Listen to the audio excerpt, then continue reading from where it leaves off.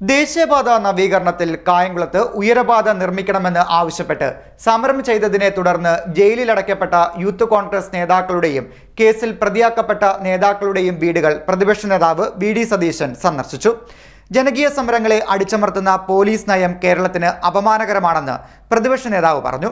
Youth Congress നേതാക്കളെ ക്രൂരമായി മർദ്ദിക്കുകയും നേതാക്കളുടെ വീട്ടിൽ അർദ്ധരാത്രി കടന്നുകയറി മാതാപിതാക്കളെയും യൂത്ത് കോൺഗ്രസ് നേതാക്കളുടെ ഭാര്യമാരെയും ഭീഷണിപ്പെടുത്തുകയും ആക്രമിക്കുവാൻ ശ്രമിക്കുകയും ചെയ്ത പോലീസ് നടപടി കാടത്തമാണെന്ന് അദ്ദേഹം ആരോപിച്ചു.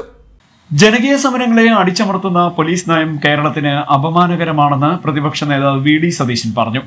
കായംകുളത്ത് ദേശീയപാത നവീകരണവുമായി ബന്ധപ്പെട്ട് തൂണിന്മേലുള്ള ഉയരപാത നിർമ്മിക്കണമെന്ന ആവശ്യമുന്നയിച്ച് നിരാഹാര സമരം നടത്തിയ യൂത്ത് കോൺഗ്രസ് നേതാക്കളെ ക്രൂരമായി മർദ്ദിക്കുകയും നേതാക്കളുടെ വീട്ടിൽ അർദ്ധരാത്രി കടന്നുകയറി മാതാപിതാക്കളെയും യൂത്ത് കോൺഗ്രസ് നേതാക്കളുടെ ഭാര്യമാരെയും ഭീഷണിപ്പെടുത്തുകയും ആക്രമിക്കുവാൻ ശ്രമിക്കുകയും ചെയ്ത പോലീസ് നടപടി കാടത്തമാണെന്നും വി.ഡി. സതീശൻ ആരോപിച്ചു.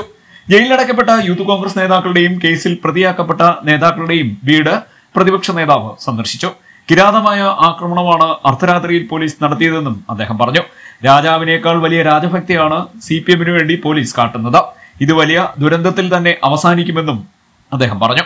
DCC president B. Babu Prasad, youth Congress ജില്ലാ president MP Praveen, KPCC secretary N. Ravi, block Congress president T. Sainulabdeen, നേതാക്കളായ advocate U. Muhammad, AJ Shajahan, AP Shajahan, Sreejith Pathiyoor, AM Kabeer, Noufal ചെമ്പകപ്പള്ളിയിൽ, ഷമീം ചിരാമത്ത്, വിശാഖ് പത്തിയൂർ, വള്ളിയിൽ റസാഖ്, അൻസാരി കോയിക്കിലേത്ത് എന്നിവരും പ്രതിപക്ഷ നേതാവിനൊപ്പം ഉണ്ടായിരുന്നു. CD net news, Kayamkulam.